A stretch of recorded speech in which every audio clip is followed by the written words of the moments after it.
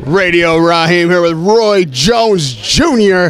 Man, listen, there are arguments all the time about who's the greatest, who's the TBE, who's the best. No matter what, you're one of those guys that is always in that conversation. I'm not going to keep you long because I know it's been a long day. I'm just going to run you through some of the news in the past 24 hours. The guy who claims he's TBE has announced a fight with Conor McGregor. What was your initial reaction when you find out that this thing was finalized? Well, first of all, I just have to thank God for giving me the opportunity to be who I have been over the years. And if you go look at the highlights will tell you what your kid want to see again. Go put your kid in front of the highlights. Then look at the highlights of whoever they give you the top 5 greatest. Let your kid look at them. Then say, of all them highlights, son, after 3 minutes, who you want to see again? And I guarantee if you don't say Roy Jones, my name ain't Roy Jones. How about that? Huh? Yes, sir. Yes, sir. Ain't that how they pick a hit song, take a song, put it on, if the kids don't dance to it, it's not a hit. As far as the club goes, right? Right. I ain't forgot. So, no, I'm just saying. They must have forgot, but I ain't forgot. I'm just saying, so it's quite simple, you feel me? Yes, but now, back to that. That is a great situation, but the way you got to look at it is, I'm glad that they made it. Because it was an idea that me and Anderson Silva came up with a long time ago. They didn't give us the opportunity to make it come through, which we deserve the right to do, but, you know, hey, some things happen. So if they didn't give us the opportunity to do it, at least somebody coming on behind us and capturing it, and they finna get paid big for it, which we knew we would have gotten had we got it. We didn't get to do it, but they get to do it, so thank God for that, and I'm glad they get to capitalize off of our idea and make it happen. Now, as far as what it goes, to me, it's more of an event than a boxing match because Conor don't have no professional boxing experience. So how can you really label it a boxing match? It's like Evel Knievel. He's jumping. We trying to see how far he jumped before his neck get broke. Because Florida's clearly going to outbox him all day long. Florida's won a TBE. He won the best ever, so he going to break him down and teach him what it's like to be in there with a real boxer who is one of the best ever. Simple as that. You feel me? So, I mean, you got to give what it is. Florida's a boxer. He's not an MMA guy. He's a boxer. You think this MMA guy with no professional boxing experience is going to come in there and really do something to Floyd Mayweather, who calls and knows that he is one of the best fighters ever? He going to let that happen? No, he's not going to let that happen. Come on, bro, let's wake up here. I love Conor McGregor. I think he's an excellent guy, excellent MMA guy, and I give him a lot of credit for having the guts to bring up and make people. And he really gonna come at it like that, you know what I mean? Because that's who he is. Now you gotta love him for that. So I'm not against this at all. I'm loving it. Because for him to have a heart to do that, that says a lot. That's saying that I think I can walk off the street and hit a pitch from all Hershey's who did that every day. Now, you feel me? Come on, bro. That take a lot of heart to sit there and tell people, I guarantee I hit it. You feel me? That's saying a lot. So over and over again at that, you feel me? Not just one time, you got to continue the whole game. One hit ain't gonna do it. Yeah, every inning, you got to hit for 3 strikes for 3 outs. You got to bet every bet for every 3 outs. And against all Hershey's, you know I'm finna strike out like hell. It doesn't matter which end I'm gonna strike out the quickest in. You feel me? Yes, sir. But to have the heart to try that, I got to be a pretty brave dude. You feel me? So you got to give that dude some credit. You understand me? You got to give him credit. And without him doing that, then Floyd don't make the money he gonna make either. Because he had to be able to talk people up enough to believe it, to buy into it, for Floyd to be able to do it too. So it helps both of them, you feel me? But that's more, again, that's an event. What we got here tonight and tomorrow night is a fight, is a boxing match. That's different. What you got in September with Canelo and Triple G, that's a boxing match. There's a difference in a boxing match and an event. When me and Anderson Silva were trying to fight, we realized that was not necessarily a boxing match, that was an event. Now, Anderson has a little bit more experience in professional boxing than Conor does, so people would think that, well, if Anderson can hit him. Because Anderson has boxed for a living.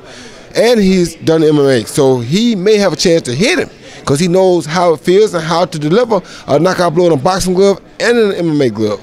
Me, if I go in the MMA ring, I don't know exactly what it's like to knock somebody out with a little glove on. I never had it on before.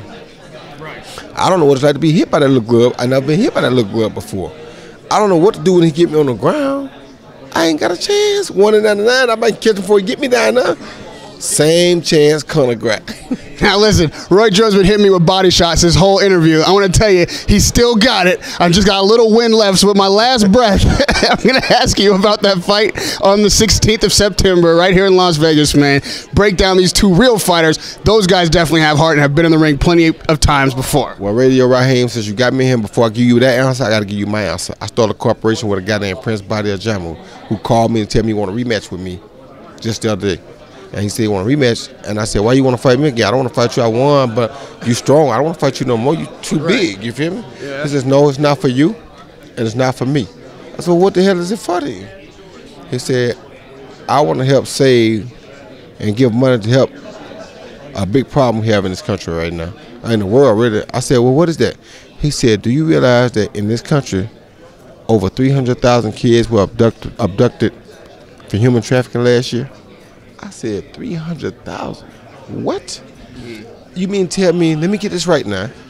I got friends sitting in jail for selling drugs or buying drugs, chose to do it as adults.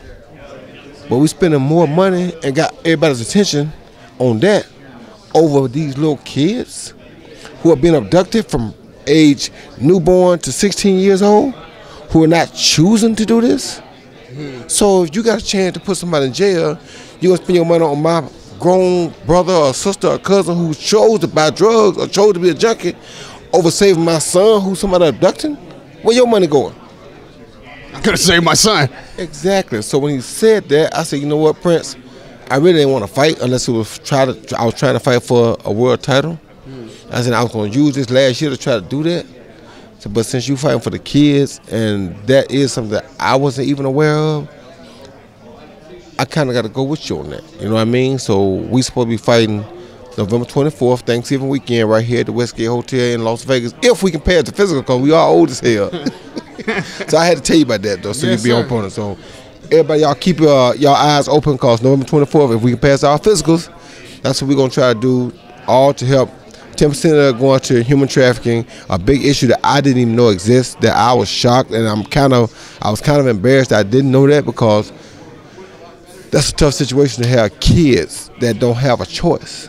They take them, they put them in these crates, they drug them, they ship them overseas, and they sell them. I mean, man, that's a bad feeling, you feel me? So I had to let my own goal go for that cause, and now I got to try to do it, and I got to try to go get myself in shape enough to pass the physical so that we can fight for that cause, and that's what I'm doing it for. But the fight on September 16th, I think it's going to be a really good fight.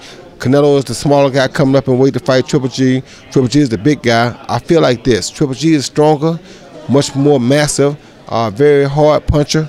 Canelo's smaller, not as hard of a puncher, not as massive, but a better technician. So I think you got a strong guy against a hell of a technician, which always also makes for a very interesting fight. What will matter is not who hits who first, because they're both going to hit each other, but who can absorb the other's punch the best. That's who will be our winner. Was it smart for Canelo to wait for Triple G? Is there cracks in that armor now? Is it a better fight for him now than it would have been 2 years ago? It was much smarter for him to wait for Triple G, because it's not necessarily cracks in the armor, but you wanted him to go through some fights with the Danny Garcia types, I mean not Danny Garcia, Danny Jacob types, because you want him to take a little punishment to put a little bit of wear and tear on that body as well. Now you can fight him, because he may be a little bit more vulnerable now than he was 2 years ago. Radio Raheem with Roy Jones, the guy if you see for 3 minutes, you want to see again. In his eyes, that makes him TBE and fighting. Not just for glory, but for these kids abducted, sold into slavery, prostitution. That's an honorable cause. We'll see you here in November on Thanksgiving weekend, November 24th. November 24th. Thank you, sir. Always a pleasure to talk to the great Thank you. Roy Jones.